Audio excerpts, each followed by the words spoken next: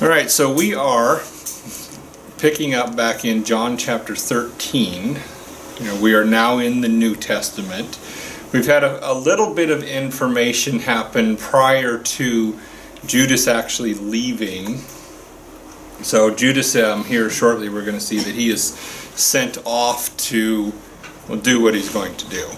But prior to that, Christ had washed the feet of the disciples, and he was explaining to them that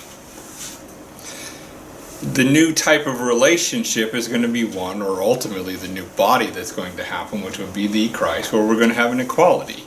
Because remember, the disciples were actually previously arguing or disputing among each other who was going to be the greatest, which one of them was going to be the leader, where Christ showed them that if you really want to be the leader, you're going to be the one that's serving others.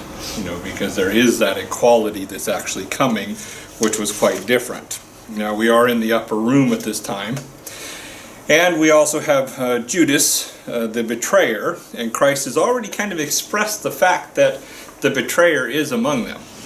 Especially when he was saying, all of you are clean, or you are clean. He was referring to Peter, but not all of you. So he had already referenced that. And now we come into John chapter 13 and verse 20. It says, "Truly, truly, I say to you, the one receiving, if perhaps someone I should send, will receive me, and the one receiving me, he receives the one who sent me." So he begins to talk about the fact that if they receive the disciples, as he has sent them, they're going to be receiving him. And in this way also, it's in verse 21, he goes on and says, "After these things, Jesus was troubled in his spirit, and he testified and said, 'Truly, truly, I say to you, that one out from you will betray me.'" So now he's being very plain in what he's saying. One out from you is going to betray me. So he had given them information again about the new relationship that was going to happen, and then he talks about this one who is going to betray him. It's interesting here, we do see that he became troubled in his spirit would be a reference to that human part, that human spirit. Remember that God actually came as a human. He had a spirit, a soul, and a body. His person, that would be God, the second person of the Godhead, his person indwelled that. And he experienced life through that in the same way we do, and we see here that he's troubled within his spirit. Now remember, the spirit is our rational part, our logical part. He knows this is going to happen. He actually knows who's going to do it. And he knows, of course, that it is time that it happens. Now this comment, of course, completely baffles the disciples. They're completely perplexed about what is he talking about. And we see in verse 22, "Therefore the disciples glanced at one another, perplexed concerning what he said." Which, this also shows very interestingly, as we have expressed before, Judas wasn't really, it's not like he was going around whispering in the ears of the disciples what he was going to do. They had no idea he wasn't with them. 100%. They had absolutely no idea, and they were very confused over why Christ is talking about this, or why Jesus is saying this. And in verse 23 it goes on, "And there was one reclining, one out from his disciples, on the chest of Jesus, whom Jesus loved." Now the reference here, by the way, and as you read the Gospel of John, and as you in 1 John, the books that he wrote, you're going to see that he doesn't reference himself except for as the one whom Jesus loved. That's how he actually references himself. So instead of saying, "I was next to Jesus leaning upon him," he says, "the one that Jesus loved," the disciple that Jesus loved.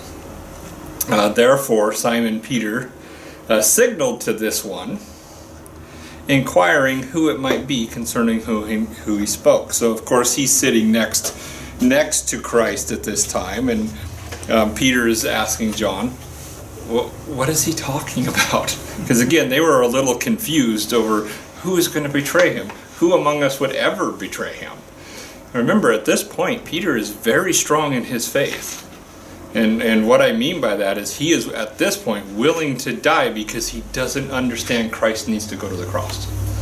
He doesn't understand that yet. He will later. But even though Christ has very clearly stated to him that that's what's going to happen. Of course, his reaction was what? To rebuke him. He rebuked Jesus, saying, no, this is not what's going to happen. But Christ rebuked him back. Now in verse 25 he goes on, and that one, falling thus upon the chest of Jesus, said to him, Lord, who is it? So basically he leans back again at this point, and he asks Jesus, who is this one that is going to betray him? Kind of doing what Peter had asked of him to do. And then verse 26 goes on, and Jesus answered, that one is to whom I give a dipped piece of bread, or a dipped morsel, you could say either way on that one. And he dipped the piece, giving it to Judas of Simon Iscariot. So that's would actually be Judas, the son of Simon, Judas Iscariot. So after that, we see that here in verse 27, that after the morsel was given, then Satan entered into that one, and therefore Jesus said to him, do that which you do quickly. So the him here would be interesting, because we see at first Satan is actually going to enter in. He's going to possess Judas. He's going to take over, and then as Jesus speaks to him at this time, is he speaking to Satan or is he speaking to Judas? Or both of them. Because it's quite interesting, there's a specific reference to Satan actually possesses him. So we also see that, and perhaps it was necessary for Satan in this sense, because maybe Judas wouldn't have gone through with it entirely. He might have chickened out. Later he ends up hanging himself because of what he did. So it wasn't that he was without remorse for ultimately what he did. But Satan actually enters him. This again, of course, is interesting because remember, we have all three parties involved in the death of Christ. And by three parties, I mean we have the fallen spirit beings, we have the Jews, and we have the Gentiles. All three actually took part in putting Christ to death. Why did Satan want to put Christ to death? He knows God the Son. He has known him for I don't know how long, because we don't know how long Lucifer and was king over the universe prior to his fall. We have no idea how long that was, but it was a long time. Now he sees God in a human form. Well, up to this point, how many years, how many thousands of years has Satan been able to manipulate mankind? And there's also something really interesting about mankind. You kill them, they don't come back. So now he's thinking, I could actually take out God. I could kill God, and then God's word wouldn't be true. Because of course Satan already knows what's going to happen to him. The lake of fire, you remember that was created for the angels. Okay, so they were quite aware of what was going on. As a matter of fact, remember with the when we had the demons who were possessing the one man, and Christ comes and he says, what are you going to judge us already? They knew what was going to happen. That's where they went into the swine and ran them into the sea. But they're already quite aware of that. So Satan is trying to work his wisdom around God's, what God said. God said this was going to happen, and he's thinking, I can get around this. I can figure it out. And this is one of the ways we see he's trying to do that. I have an opportunity to put God the Son to death. At least that's what he was thinking. We see over in 1 Corinthians and other passages that didn't work out so well for him. But he didn't know that at that time. So here in verse 28 he goes on, we have Satan and Judas, they're sent away to betray Christ. But this no one knew of the ones reclining, facing what he said to him. So it's not like he's standing there yelling and screaming at him. He just stated it to him. And whatever is going on in the room, the activity is of such to where, again, they're in preparation for the Passover coming up, and they're not really paying that much attention to what Christ is doing. So he's not really drawing attention to himself. Although he does very clearly state who's going to be the one that betrays him. And then for some thought when Judas, the one having the money box, that Jesus said to him, buy that which we need for the feast or to the poor, in order that something should be given. So here, of course, he's telling Judas to go do that which you were going to do. And he gets up and he's going, and some of the other disciples thought, well, maybe he needs to go buy something for, I don't know, the feast, or maybe he was instructed to give something to the poor, or something along those lines. Again, they're not following what's going on, because they're not paying attention, mainly because they don't expect this. What's happening? We have the triumphal entry. The king has returned to Jerusalem, or entered Jerusalem more specifically, exactly the way God said it would happen. As a matter of fact, in the exact time that God said it would happen. He hit prophecy exactly. So this is kind of more their mindset. Therefore, after receiving the morsel, that one immediately went out, and it was night. So at this point we have night, and this would be Wednesday night, I do believe. Because shortly here, it's not going to take very long to where he's going to go get the guards, and the guards are going to come and arrest Christ and then take him off to ultimately be crucified. And then in verse 31, now we have a bit of a shift in the information that Christ is giving. Now, there is something that's really important to note here. Judas is no longer among the disciples at this point. He has left. So now the information that he's giving the disciples is specifically for those who are going to be saved in the new age coming, or more specifically, the dispensation of grace. He's giving very specific information. So therefore, when he had gone out, Jesus said, now the Son of God will be glorified, and the God will be glorified in him. So he knows what's going to happen. Since the God will be glorified in him, and the God will glorify him in himself, and immediately he will glorify him. And he goes on in verse 33, and he says, little children, yet a little while I am with you. You see me, and just as I said to the Jews, that where I go you will not be able to come, now I'm going to say it to you. So now he's going to begin to reveal to the disciples, again, really strongly, that he is going to go to a place where at this point they can't follow him. They don't actually have the inherent ability to follow him. And in doing this, now he's going to give them a new commandment. So a new commandment I give to you, in order that you should love one another, just as I have loved you, in order that you should love one another. Now here, of course, there's a few things to pay attention to, in the fact that this is actually very specific in the one another term here. This is one another of the same kind. He is referring to, ultimately, those who are Christians. They are to express agape, this quality of agape, towards other Christians. This is the new commandment that he's giving them.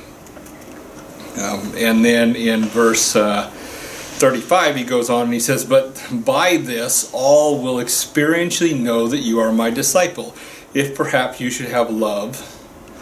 And this love among one another, and again this is the same term, which is one another of the same kind. It's interesting too here that where does all actually, well, remember when it comes to the word all does not mean all in everything in every way every time, or all times. You have to take it from the context. Is he saying all unbelievers will know that you're my disciples? All men in the entire world? Or all among you? Where's the all limited to? See, here he says all will, by this, by what? Expressing love towards another Christian. Everyone will know that you are my disciple by expressing that love, if you have love among yourselves. So that love, that expression of love among Christians, will show that you are actually a disciple of Christ. I think this all is limited to those within the context. It's not saying that the church expressing love towards one another is going to show the world that we are his disciples. That's not going to be the case here. We actually show that we're his disciples ultimately by doing good. They do actually ultimately see an expression of love, but in the focus here, he's talking about the disciples more specifically. And actually, before I move on here, as we back up a little bit into 13:34, this is very interesting to note here. He says, "A new commandment I give to you." He is not saying another commandment I give to you. He's not adding something to the Mosaic law here. Where a lot of times, especially, and we've talked about this, with the Mosaic law and what's involved in that, especially when it comes to people who want to take and misapply the Mosaic law and say that it is for the Christians, and they want to take parts of that and put it into a quality of law for the Christians, shall we say, because they won't take all of the Mosaic law. No way. They won't do that. And then here he's not saying, I'm going to give you another commandment, I'm going to add to the 10, so now we have 11. He's not saying that. He's saying a new commandment. Now, it's not part of the Mosaic law. Remember that over in Matthew, Jesus has already expressed, in Matthew chapter 5 more specifically, and this is during the time when Christ was offering the kingdom to Israel at this point. The church isn't known at this particular time. God has not revealed the fact that there's going to be a church. So we're in what is often referred to as the Sermon on the Mount. And in here, in Matthew chapter 5 and verse 17, Christ says, "Don't misunderstand why I have come." Or don't think that I have come to abolish the law and the prophets at this point. I have not come to abolish, and this word abolish means to loose, to release. So he's not going to release the law and the prophets. It's not like, okay, we've gotten to the point to where, what I said in the past, we'll just forget about that. We're just going to not worry, and it's okay if it's not fulfilled. That's kind of what he's expressing here. He's saying, no, I have not come to loose it, I've come to fulfill it. "For truly I say to you, until heaven and earth passes away, not the smallest stroke or letter or stroke shall pass from the law until all is accomplished." So he's being very clear over the fact that the Mosaic law is not going to be modified in any way. And then in verse 19 he says, "Whoever then annuls one of the least of these commandments and teaches others to do the same shall be called least in the kingdom of God, but whoever keeps and teaches them shall be called the greatest in the kingdom of," I think I said God, and I apologize for that, because it's kingdom of the heavens, and that's really important to notice the distinction between those. He is talking about the millennial kingdom here. He's not talking about salvation. He's very specifically talking about the kingdom that's being offered at this point. So if not one is going to pass away, and of course we understand from other passages of Scripture, especially over in Galatians, that when a covenant is made, a covenant can't be changed. And there was a covenant made with the law. The law is a covenant with Israel, and it was cut. We have the animals that were slain as a result of that, and God put them under that, so there's no modification. So understanding that, you can't come in and say, oh, well, Christ is actually adding another commandment. No, he's saying, this is a new one. This is new not only in kind, but also in type. In time, excuse me. Kind and time is actually the expression here. Now, there is some involvement in relation to love in the Old Testament when it comes to the Mosaic Law. We see a couple of examples of this. Let's go over into Galatians chapter 5 and verse 14. In 5:14 here it says, "For the whole law is summed up in one word, in the statement, You shall love your neighbor as yourself. Now this is under the Mosaic law. They were to love their neighbor as themselves. And we also see an example over here, and he goes on to talking about biting and there, but let's go over to James. Over in James chapter 2 and verse 8, we get another reference to this. James chapter 2 and verse 8, it says, if, however, you are fulfilling the royal law according to the scripture, you shall love your neighbor as yourself, you are doing well. So remember that James has a reference to two laws, the royal law and the law of liberty. And the royal law, he's referring to the Mosaic law. And we can of course see here, because he says it's according to scripture, you shall love your neighbor as yourself. So there is a quality of love under the Mosaic law that actually, if you express that love, you would fulfill the law, wouldn't you? If you really look at the law, by expressing love towards your neighbor, and more specifically in this context would be other Jews primarily, you are not going to do anything that would harm them. You're not going to steal from them because you don't want them to steal from you. You know, you're going to love them in the same way that you love yourself. Now, of course, that's relative to the person. Now, Christ is saying, he's changing it. You are not to love as you love yourself, but you are to love as I have loved you. We have a major change in the quality of love here that's being referenced. The love that Christ is talking about supersedes all of the commandments.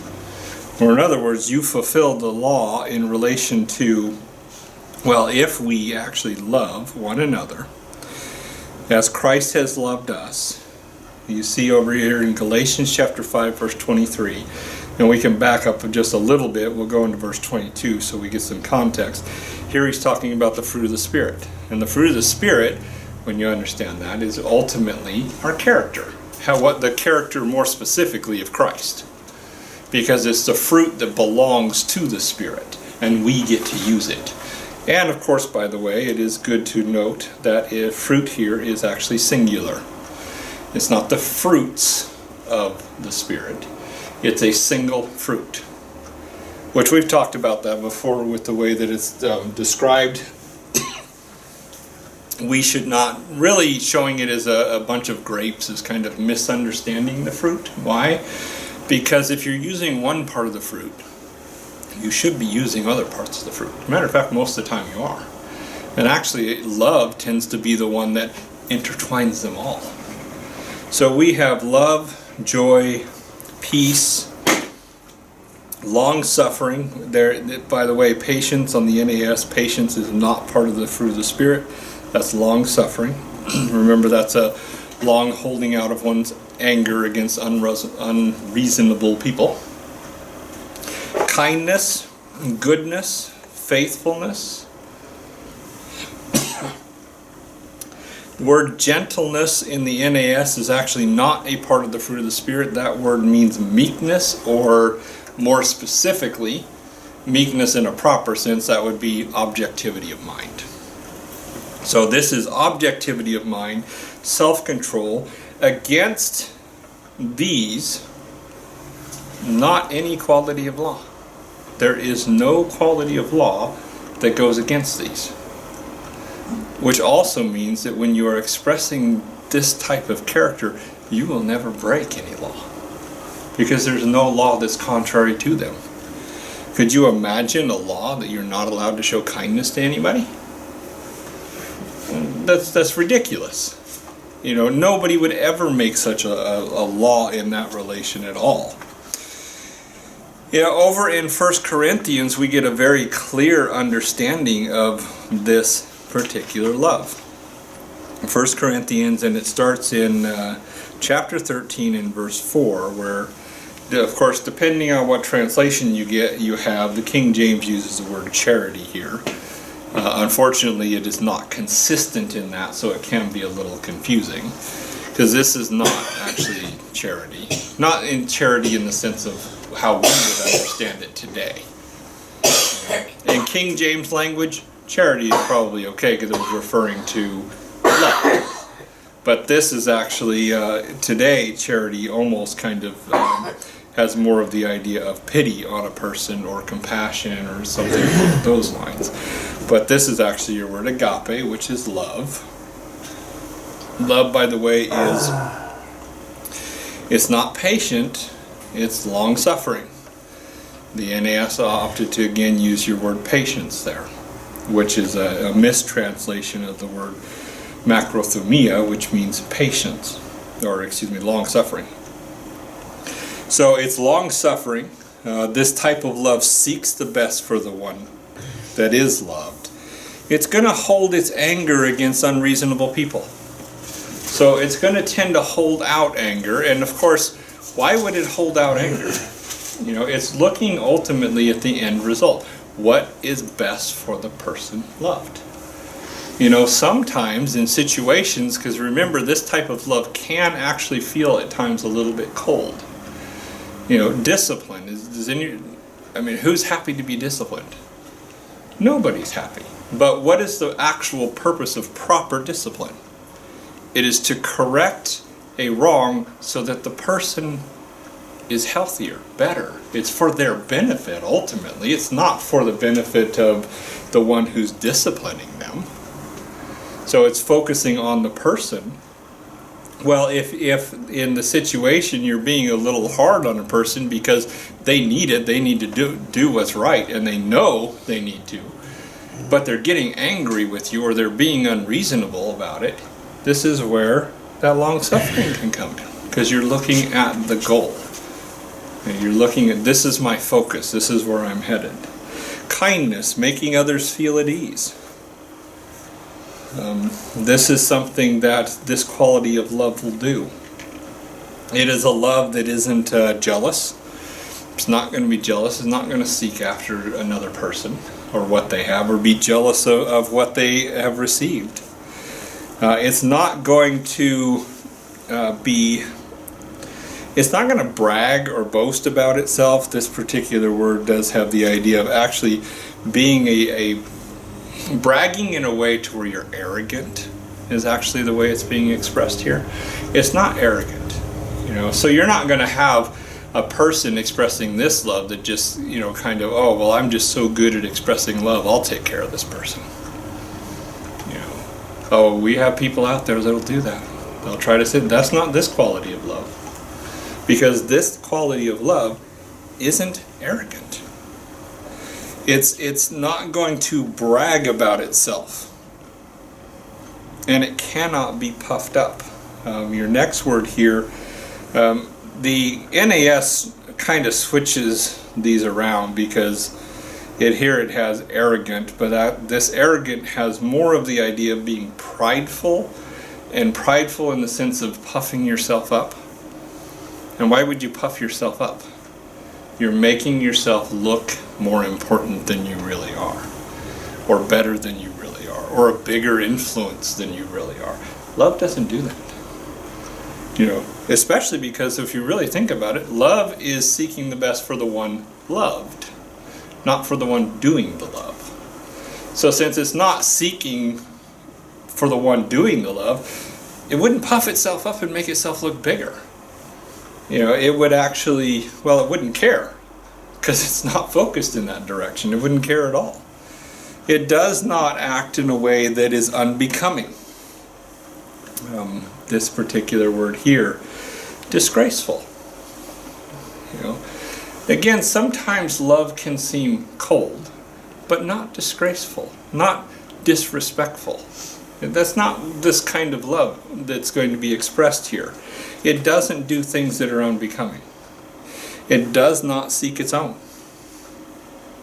It's not seeking the things that belong to it by any means. It is not provoked. That is, you know, you're not going to stir it up in a way that is improper. This idea of to make sharp or sharpened. It just has the idea of a sharp response, provoked in that way.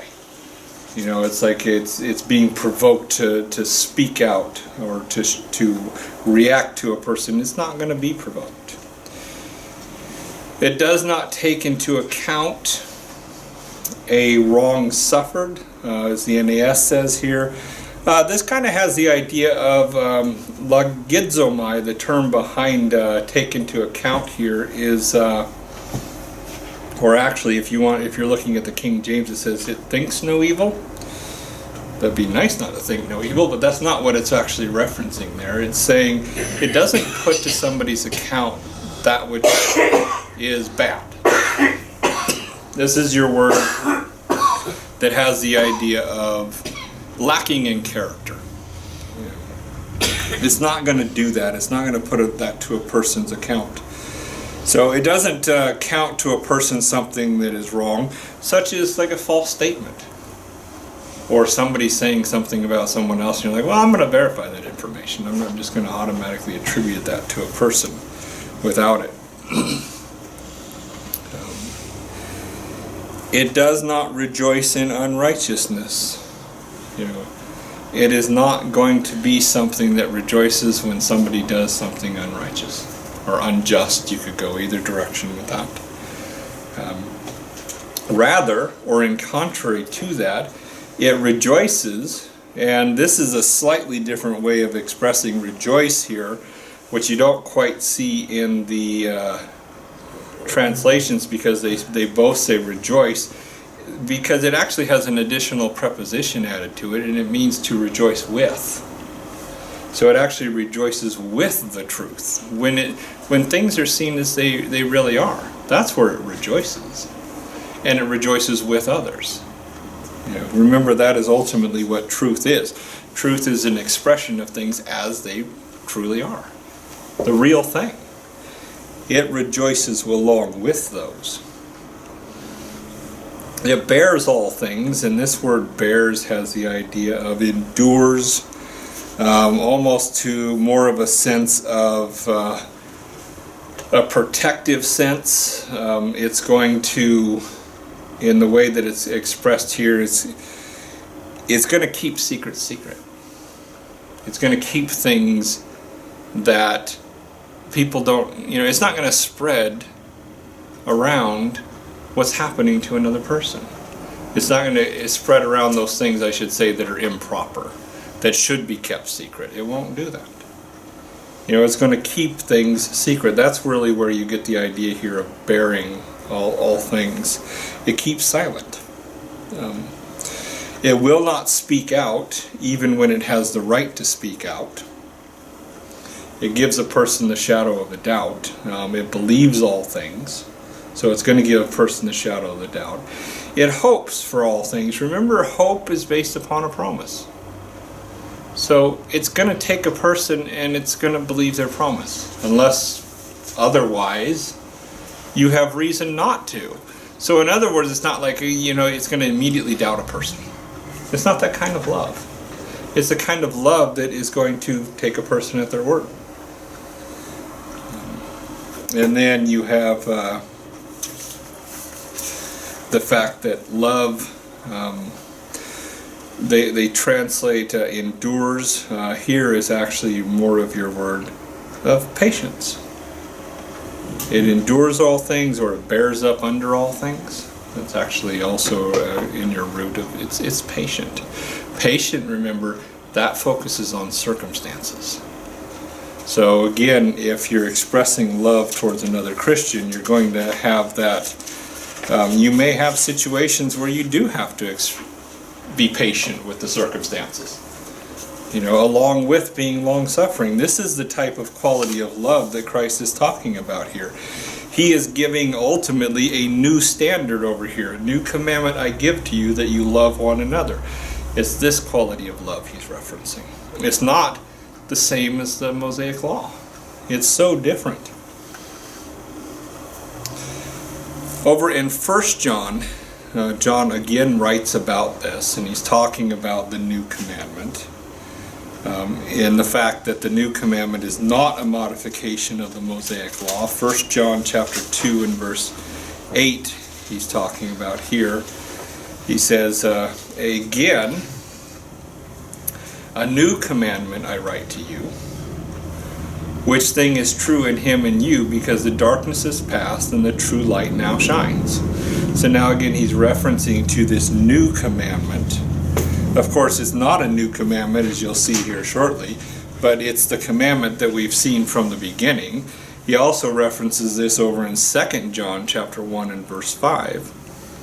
And here he says, now I ask you, lady, not as though I were writing to you a new commandment, but the one which we have had from the beginning, that we love one another. So the beginning here he's referencing is when Christ, back over here in the upper room, said to them, I'm going to give you a new commandment, love one another. That's what he's actually referencing here. It is new, so it's in contrast to the Mosaic law. Again, remember, when a covenant is made, a covenant can't be modified. We have plenty of scriptures that really show, and it's sad when people don't get this, we're not under the Mosaic law and we're not under any quality of the Mosaic law. We actually live out from faith, and ultimately the standard that we live by has to do with love. Now John and the disciples here, by the way, they're not like making up something. It's not like Christ, after Christ was resurrected, they're like, we should also love one another. Now he very clearly says this is the message from the very beginning. Over in 1 John chapter 3 verse 11. For this is the message which you have heard from the beginning, that we should love one another. This is actually the message that Christ is giving them in the upper room, very specific, that we are to love one another. Over in Romans, we see Paul expressing this. So now Paul wasn't in the upper room.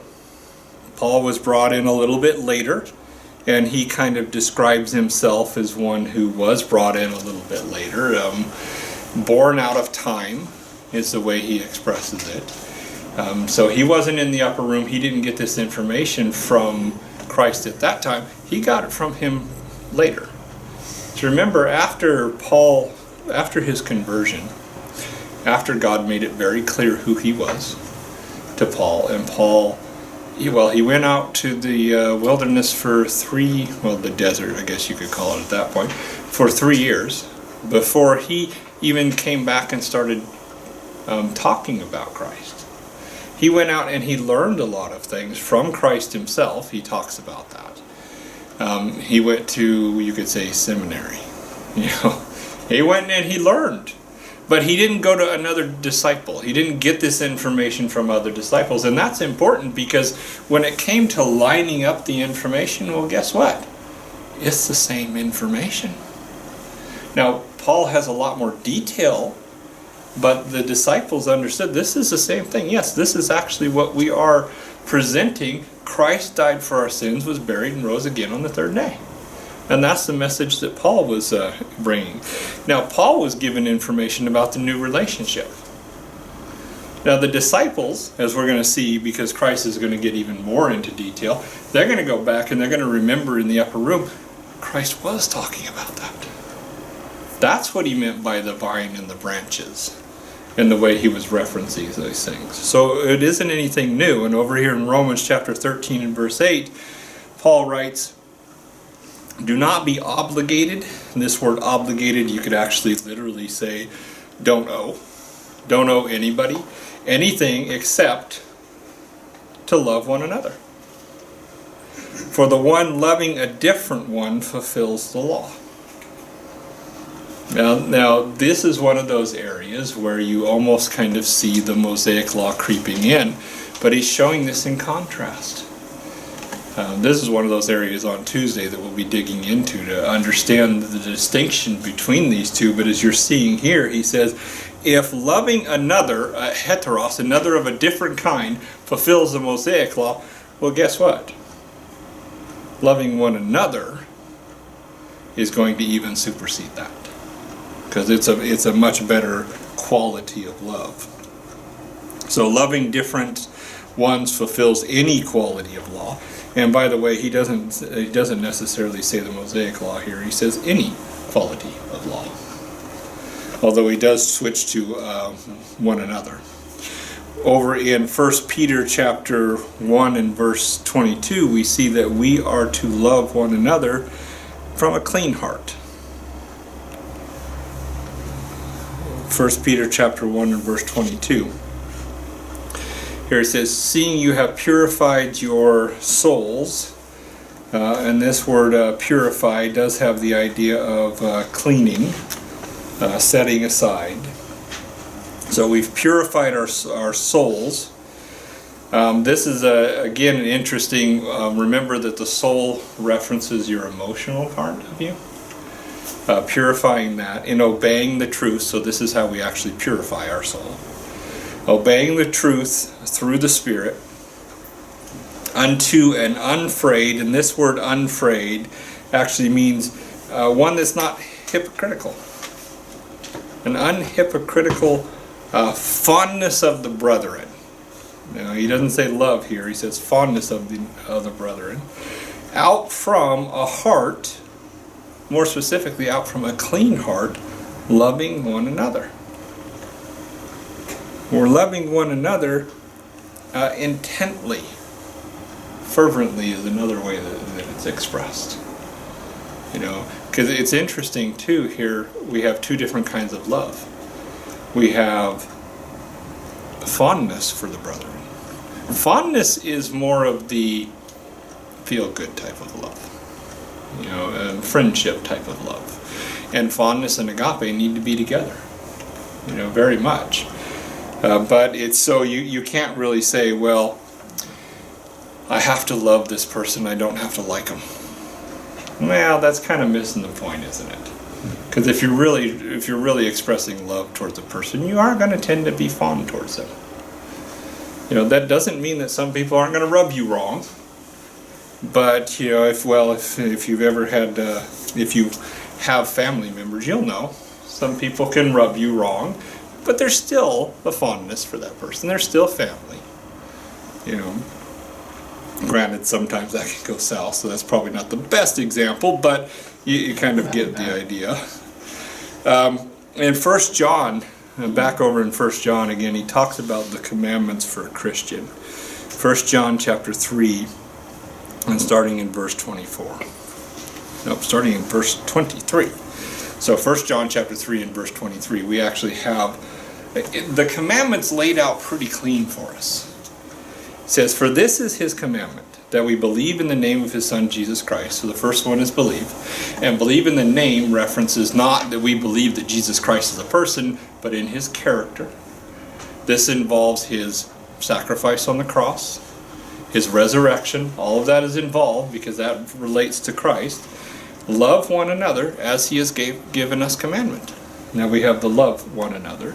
And then in verse 24 he says, and the one who keeps his commandments abides in me, or in him more specifically. I was thinking of me over in the John chapter 14 or 15 as we'll get into that, where he's talking about the vine and the branches, but that's a little bit later. Here he's saying abide, and this idea of abide, remember, it has the idea of feeling at ease.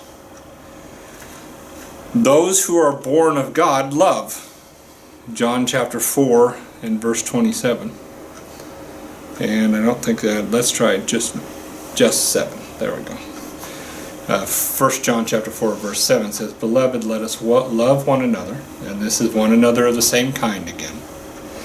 For love is from God, and everyone who loves is born of God and knows God, has an experiential knowledge of God.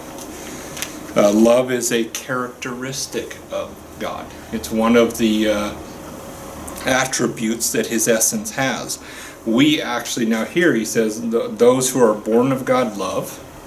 We as Christians are born ones of God. Now you see this over in 1 John chapter 3 and verse 2.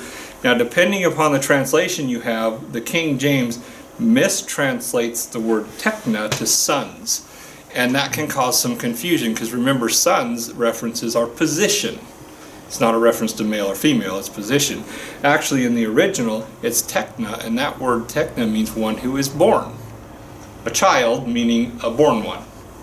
We actually are born ones of God. Since we're born ones of God, guess what?